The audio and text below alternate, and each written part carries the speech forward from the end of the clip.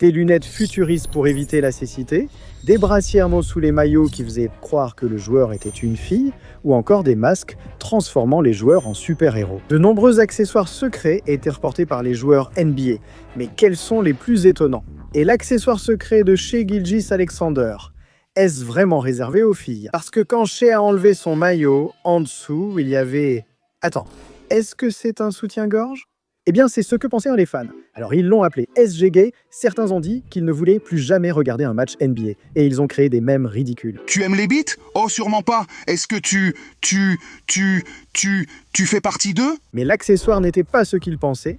Et en réalité, c'est quelque chose que portent secrètement les meilleurs athlètes dans tous les sports. Grâce à un traceur GPS et divers capteurs mesurant sa vitesse, son rythme cardiaque et son stress, Shai obtient désormais des statistiques pour maintenir son niveau parmi les meilleurs joueurs mondiaux. Désormais, chaque fois que Shai s'agite, réalise des exploits ou gagne des récompenses, c'est grâce à l'analyse continue de son corps par un gilet catapulte. Mais un accessoire secret encore plus fou qu'un joueur a porté l'a transformé en méchant de film. Personne ne s'est intéressé à moi avant que je porte le masque.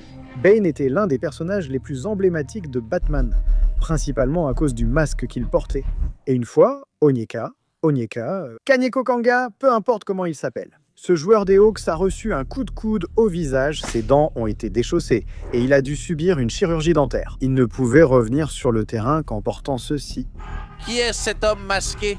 Oui, avec un masque noir sur mesure, identique à celui du super vilain. Ça a presque donné des super pouvoirs à Doublo, parce que avec le masque, pendant les 7 premières minutes du match, il s'est déchaîné et a marqué 10 points juste après. Son équipe ne s'est pas contentée de le mettre en avant avec une citation célèbre de Bane. On l'a même surnommé Bane. On m'a appelé Bay Hannibal. Je pense que le masque était le favori des fans. Waouh, je suis juste heureux qu'il ne soit pas devenu Bane ni fait exploser le stade. Mais si je te disais que LeBron est devenu un méchant, et pas à cause du masque noir qu'il portait, et qui a fini par être interdit, ni parce qu'il s'est moqué d'un autre joueur avec un accessoire dont il avait littéralement besoin pour pouvoir voir. LeBron a aussi ruiné l'accessoire le plus précieux d'Anthony Edwards, qui avait aidé à sauver la vie de quelqu'un d'une maladie mortelle. Oui, il y a une raison secrète pour le conflit entre Edwards et LeBron. Tout cela est dû à un jeune fan des Wolves de 7 ans, un grand fan d'Edwards nommé Luka, et à un accessoire devenu bien plus important pour eux qu'on ne l'aurait imaginé. Malheureusement, Luka a reçu un diagnostic de leucémie, tu sais, un groupe de cancer qui a commencé dans ses os et a commencé à attaquer tout son corps. Sa vie a donc été complètement bouleversée. Maintenant, avec lui et sa famille, qui ignoraient s'il vivrait assez pour soutenir Edwards longtemps. À Détroit, Edwards a signé l'un de ses meilleurs matchs avec 53 points et Luka a pu être là miraculeusement. Ainsi, ils ont pu se voir ensuite. C'est alors que Luka lui a offert un bracelet portant son nom et son diagnostic, espérant qu'Edwards le garderait toujours. Tu sais quoi, Luka? Je vais le porter toute ma carrière. Après cette promesse d'Edwards, il a commencé à porter le bracelet à chaque match. Et à partir de ce moment-là, Edwards ne portait pas seulement l'accessoire littéralement chaque fois qu'il était sur le terrain. Lorsqu'ils se sont retrouvés, Luka lui a offert un nouveau bracelet et l'a interviewé durant le week-end du All-Star. Combien de fois est-il allé le faire? Je ne sais pas, mais je vais porter un bracelet en espérant qu'il m'ait porté chance. Edwards portait ça lors de son 3 points décisif, d'un contre et d'une interception sur Monsieur Flopper pour assurer la victoire. Il le portait aussi en postérisant d'autres joueurs. Edwards, le dribble croisé, la pénétration et la finition. Le gars l'avait même en marquant ce panier décisif et à chaque moment où il jouait. Pendant plus d'1 an, il portait toujours le bracelet orange jusqu'à ce qu'un gros problème survienne avec LeBron. Lors d'un match contre les Lakers, même si tu pouvais voir le bracelet sur Edwards au début du match, une fois que lui et LeBron se sont jetés sur un ballon qui traînait, il s'est cassé et a volé de son poignet. Heureusement, Edwards avait des bracelets de rechange et en a mis un nouveau, ce qui a aussi redonné espoir à Luka et l'a motivé à lutter contre sa maladie. On bloque les extrémités, je porte le bracelet et on aime tous les deux le niveau 5. Et en fait, tout ce qu'Edwards a fait pour le gamin a vraiment aidé. Parce que peu de temps après, le 5 mars, un miracle s'est produit lorsque Luka a vaincu le cancer. L'équipe d'Edwards a partagé des souvenirs pour montrer l'importance de la relation entre Luka et son joueur préféré. Waouh! Passons à autre chose avant que je devienne émotif. Mais ce n'est même pas l'accessoire secret le plus fou lié à LeBron. Il a déjà porté quelque chose impliquant des licornes. Je suis une licorne magique. Tu n'es pas encore prêt pour celle-là. On en parlera plus tard. Parce que d'abord, on doit parler de l'accessoire secret d'un autre joueur qui impliquait Justin Bieber et qui était maudit. Mitchell Robinson a dû venir à un match en pensant être le beau gosse, surtout après que Bieber soit devenu viral avec cette remarque. Tu ne captes pas que je suis en mode standing on business, c'est ça? Mitch voulait tellement être en mode standing on business qu'il a mis du ruban adhésif à la cheville lors d'un match et a écrit standing on business au marqueur sur les deux. Mais je ne sais pas quel business il comptait assumer parce que juste après que la diffusion l'a montré au monde entier, ces Knicks se sont passés d'une avance de 14 points à perdre cette grosse avance et finalement à perdre le match. S'effondrer ainsi signifiait une seule chose, son accessoire était maudit. Concernant les Knicks, ils pensaient que le style de chaussures d'un autre joueur plairait à la majorité des New-Yorkais. Es-tu prête à révoquer? Parce qu'ici à New York, Cole Anthony a grandi et savait à quel point un seul accessoire pouvait compter pour tout cet état. Au lieu d'imiter d'anciens joueurs portant des chaussures classiques lors des concours de dunk, Cole est arrivé et a directement dansé à la new-yorkaise. Il portait le maillot des New York Knicks de son père et, plus important encore, de grosses bottes Timberland. Et qu'a-t-il fait avec ça? GA, tiens ce ballon en l'air. Le voici. Le concours de dunks ne s'en est jamais remis. Faire ce dunk banal en hommage à la tenue des New-Yorkais paraissait une bonne idée, mais le buzz a été négatif. T'es pas un dunker. Alors si tu vas dunker, pourquoi tu mets des bottes Timberland, sérieux? T'as décidé d'utiliser ça pour un concours de dunk. J'ai dit, pourquoi pas? Je peux sauter un peu. Essayons. Ces pompes glissent. La première fois, j'ai failli tomber directement sur la tête. J'ai dit, c'est dangereux. Penses-tu que les juges auraient dû te donner une meilleure note? Honnêtement, non, c'était assez faible. Certains pensent que c'était le pire concours de dunks. Je ne vais pas te contredire, c'était surtout pour le port des tames. Je veux dire, oui, qu'est-ce que tu t'attendais? Jouer au basket avec des trucs qui ressemblent à des bottes de chantier, c'est fou. Je pensais que c'était le genre de choses que je verrais seulement sur Photoshop, généré par l'IA, ou suspendu à New York comme une décoration. Mais 4 autres joueurs ont porté 4 autres trucs qui ont été interdits. Adam Silver abuse de son pouvoir avec ce qu'il laisse porter aux joueurs.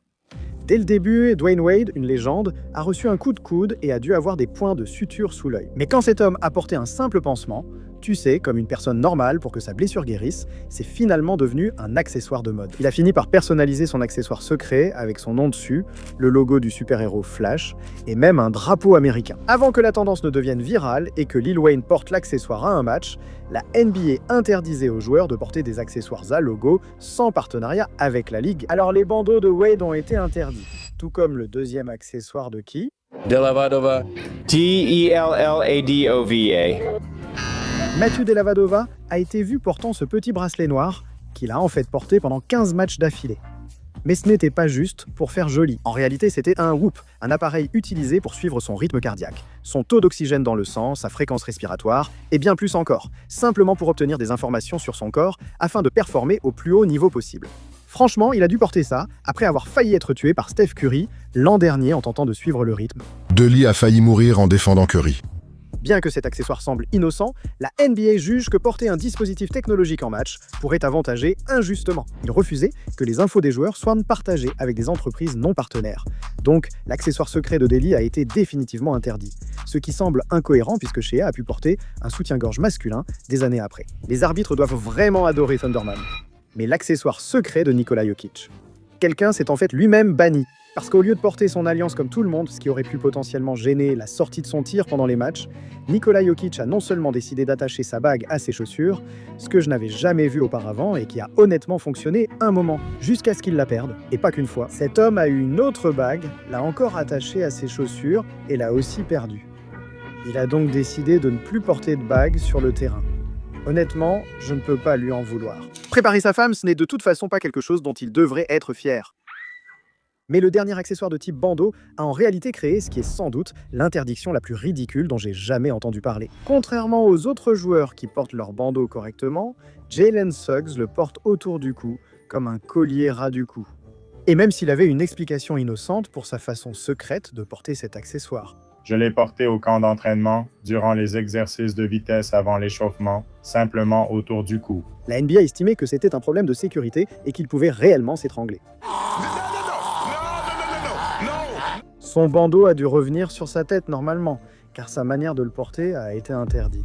Jalen a dit que la Ligue lui avait demandé de porter le bandeau sur la tête pendant le tip walk. D'accord, assez parlé des bandeaux. Un autre accessoire d'un joueur était unique sur un terrain NBA. C'est la seule raison pour laquelle, pendant les matchs, il peut respirer. Voici Kyle Filipowski, un joueur qui est né avec une malformation du nez appelée déviation de la cloison nasale, ce qui signifie en gros qu'il lui est extrêmement difficile de faire passer de l'air par son nez pour simplement respirer. Donc, attends une seconde. Imagine être un athlète courant sans cesse, toujours essoufflé, peinant à trouver de l'oxygène frais, mais parvenir malgré tout à devenir joueur NBA. Et au lieu de se faire opérer pour peut-être régler le problème, Kyle est allé chercher une entreprise qui a fabriqué un accessoire qui a complètement changé sa vie. La bande nasale Segonwin n'est pas seulement faite pour écarter les narines et augmenter de 33% le flux d'air. Des études montrent que respirer par le nez apporte plus d'oxygène aux muscles, aidant à mieux dormir, courir plus vite, s'entraîner plus intensément et jouer plus longtemps. Dès que Kyle a mis son accessoire secret, il a dominé plus que jamais, au point de créer des moments forts que les fans n'avaient jamais vus de sa part. Il a gagné le MVP de la Summer League et porte désormais toujours cet accessoire. Pouvoir simplement respirer, remplir pleinement mes poumons d'air, surtout pendant l'exercice, et pouvoir courir. Je pense vraiment que ça m'aide à pouvoir rivaliser avec les autres gars, juste en faisant passer cet oxygène. Vous savez, à l'origine, je ne respirais que par une seule narine. L'homme, d'abord incapable de respirer, a dominé la concurrence grâce à son accessoire, mais un autre joueur en a porté un différent.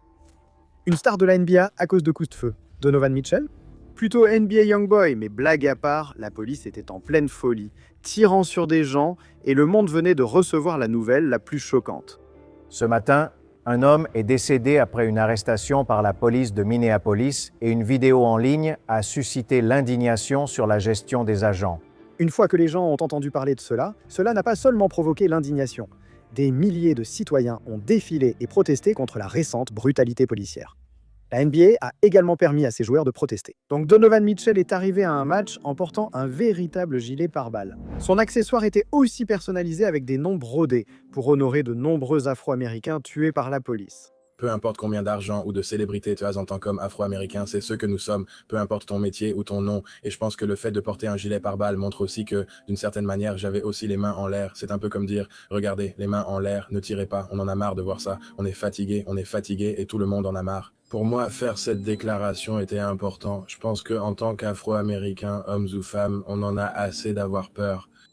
Et je pense que c'est quelque chose dont je voulais vraiment parler. Bravo à Donovan pour son accessoire en soutien à sa communauté.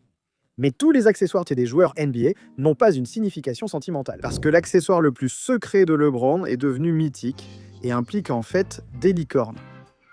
Je suis une licorne magique.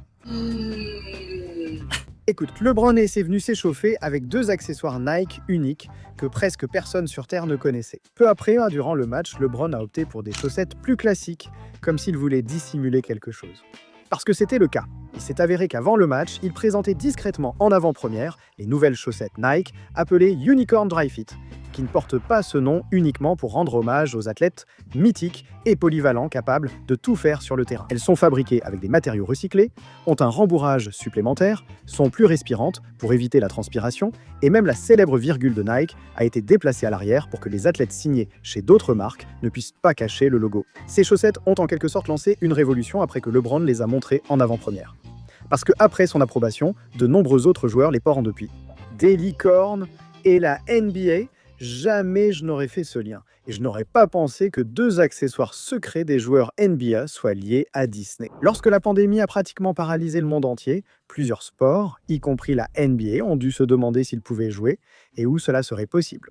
Après la décision d'envoyer tous les joueurs à Disney dans la bulle, ils ont dû passer des tests Covid et toute personne présentant des symptômes était interdite d'accès. Tous les joueurs autorisés ont dû porter des accessoires secrets. D'abord, on a donné aux joueurs des bagues Aura, non seulement pour surveiller leur santé, car une seule épidémie pouvait mettre en péril toute la NBA et l'investissement de 150 millions de dollars de la Ligue, soit littéralement 1 500 000 $ par jour, juste pour leur permettre de jouer là-bas. La bague avait de petits capteurs pour collecter les signes vitaux, comme le rythme cardiaque, respiratoire, la température, etc. Ces bagues détectent les premiers symptômes du coronavirus. Maintenant, cette petite bague donnait vraiment l'impression de venir du futur, donc je comprends pourquoi les joueurs pensaient que c'était un dispositif de suivi. Mais ce n'était que le premier accessoire. Après, comme Disney utilise les Magic Bands, des accessoires dits colorés servant de clé de chambre pour les invités, disponibles dans toutes les couleurs, même si j'aurais pris le rouge, je pense que les joueurs NBA n'ont pas refusé d'ajouter du style. Mais si c'était le cas, la NBA s'en moquait totalement. Ils les portaient car c'était le seul moyen de scanner leurs poignets pour accéder à leur chambre. aux cafétérias, aux salons de coiffure ou aux salles de sport. Franchement, je n'aurais jamais pensé que Disney créerait des accessoires obligatoires pour la NBA, mais un autre joueur porte seulement son accessoire secret pour éviter des blessures potentiellement mortelles. Comme beaucoup de joueurs avant lui qui se tordaient la cheville, Matas Bouzelis des Bulls, ou comme l'appellent les commentateurs, a malheureusement rencontré les mêmes problèmes. Après de telles blessures, Matas savait que rester en bonne santé était essentiel pour préserver ses rêves de basket. Alors il a récemment commencé à porter cette attelle Vetterguard, une manchette de protection qui se glisse par-dessus sa chaussette et qui utilise une technologie d'absorption des chocs pour sécuriser sa cheville à la seconde où elle commence à se tordre. Porter cela n'a pas seulement aidé cet homme à rester en bonne santé, il a aussi établi un record personnel de 41 points en le portant. Un tel match n'était pas une coïncidence. D'autres joueurs ont commencé à porter discrètement cet accessoire, et la NBA s'est alliée à l'entreprise pour garantir la sécurité de ses joueurs. Je souhaite que la NBA s'associe à moi pour atteindre 1 million d'abonnés. Mais je veux dire, abonnez-vous. Bref, et si je vous disais qu'il y a un autre accessoire porté par d'autres superstars, a rendu hommage à une célébrité décédée. Le 31 mars 2019, une nouvelle choquante a été annoncée. Le rappeur Nipsey Hussle a été abattu et tué à Los Angeles. Et malgré la douleur causée par cette nouvelle, les joueurs de la NBA n'allaient jamais le laisser tomber dans l'oubli. De LeBron portant un t-shirt Nipsey à la NBA, lui créant un maillot, jusqu'à Spencer Dinwiddie avec ses chaussures personnalisées. Pareil pour Montrezl Harrell, qui représentait Nipsey à chaque fois qu'il entrait sur le terrain. Mais on peut dire que personne n'a été plus dévasté par la mort du rappeur Nipsey Hussle que James Harden et Steph Curry, ce qui a finalement conduit aux accessoires qu'ils ont portés. Pour Harden, Nipsey était toujours à ses côtés et avait été l'un de ses meilleurs amis pendant plus de 10 ans. On voyait à quel point Harden tenait à lui.